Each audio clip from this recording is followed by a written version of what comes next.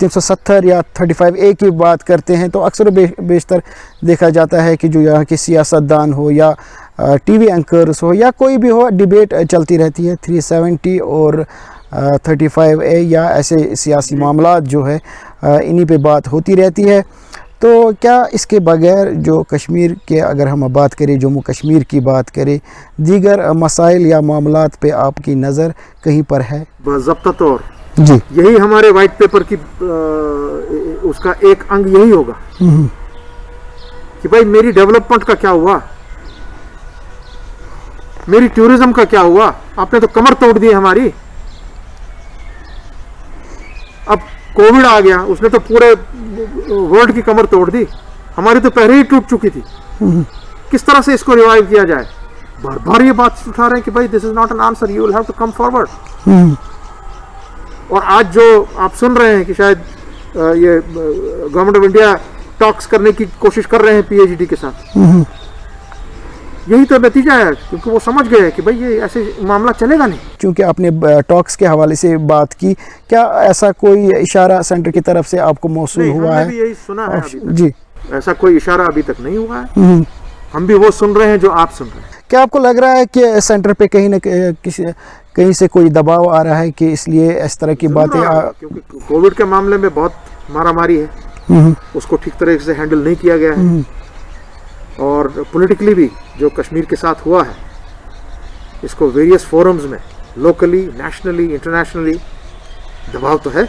अगर सेंटर की तरफ से ऐसी कोई बात सामने रखी गई टॉक्स के हवाले से, तो किस तरह के टॉक्स आप चाहते हैं? इस बात पे मुतमईन है कि सेंटर वाकई में आर्टिकल 370 या 35A पे बात करने के लिए कहीं पर भी तैयार होगा? फॉर्मली कोई इन्विटेशन सामने आएगा, it will be put before the proper forum. और इसका प्रॉपर फोरम इस वक्त है, एक तो इंडिविजुअल जमातें हैं और फिर पीएचडी का फोरम है जिसकी सरबराही डॉक्टर फारूक साहब कर रहे हैं। तो जो भी ये मामला अगर सच है, ये सामने आएगा तो उस लेवल पर डिसाइड किया जाएगा। आर्टिकल 370 को 35A को एब्रोगेट किया गया पार्लियामेंट में जाकर, तो क्या आपको लग रहा है कि किसी भी सरकार के लिए या किसी भी पार्टी के लिए ये मुमकिन हो सकेगा मुस्तकबिल में कि कोई पार्टी मोर्ज़े वजूद में आए या इक़्तिदार में आए और फिर आर्टिकल 370 और 35A को रेस्टोर कर पाए? एफर्ड कर सकते हैं? देखिए, जहाँ तक कानून बात है, अगर आप वाकई में रियली कॉन्स्टिट्यूशनली चले, आपको 370 और 35A को रेस्टोर किए बगैर कोई चारा नहीं। मैं ये जानना चाहता हूँ क्या एफर्ड कर पाएंगे? यूटी को वापस कन्वर्ट करना पड़ेगा into a state. Jammu Kashmir 5000 साल पुरानी स्टेट है, एक मुल्क रह चुका है। क्या किसी भी पार्टी या किसी भी सरकार के लिए अफोर्डेबल चीज़ है कि आर्टिकल 370 या 35A को रेस्टोर कर पाए? भाई कानून के सामने क्या करेंगे वो? कानून की बात नहीं मैं करता हूँ, कानून की बात तो मैं सुप्रीम कोर्ट में तो कुछ भी हो सकता है, क्योंकि जब एक पार्टी कोई डिसीजन लेती है, मेजॉरिटी के साथ आती है और पार्लियामेंट में एक बिल पास करती है, देखिए इसके पीछे काफ़ी ज़्यादा जो है वजूहात होती है। आपको अपना वोटर जो है उसे भी बरकरार रखना होता है। इस वक्त it is before the consideration of the honourable supreme court of India. वहाँ पे पार्टी नहीं चलती, गवर्नमेंट नहीं चलती। मैं सुप्रीम कोर्ट की यहाँ पे बात नहीं कर रहा हूँ। मैं कह रहा हूँ कि कल मान लीजिए जब जो इस सरकार का जो टेन्योर है वो मुकम्मल हो जाए, उसके बाद मान लीजिए कि कांग्रेस इक़्तिदार में आ गई और अपोजिशन जो सामने तो क्या आपको वो सरकार बनाएंगे? अफोर्ड कर पाएंगे वो? बिल्कुल करेंगे, क्यों नहीं करेंगे? जब 70 साल अफोर्ड कर रहे थे, आज क्यों नहीं करेंगे? कौन सा आसमान जमीन पे गिरा है या जमीन आसमान पे चली आई? 70 सालों से सर बीजेपी भी यही कह रही थी कि इक़्तिदार में आएंगे, मेजॉरिटी के साथ आएंगे, फिर आर्टिकल 370 को एब्रोगेट करेंगे। तो आपको नहीं लग रहा है कि जो मुल्क के लोग हैं, मुल्क की जो आवाम है, इसीलिए मेजॉरिटी दी गई बीजेपी को तासुर देकर ये सब कुछ किया? हमारी तो बात यही होगी, जब भी हमारे आमने सामने बात रहेगी, हम आमने सामने लीगैलिटीज पे बात करेंगे, हिस्टोरिकली बात करेंगे। जिस चीज से जम्मू एंड कश्मीर यूनियन के साथ जुड़ा था,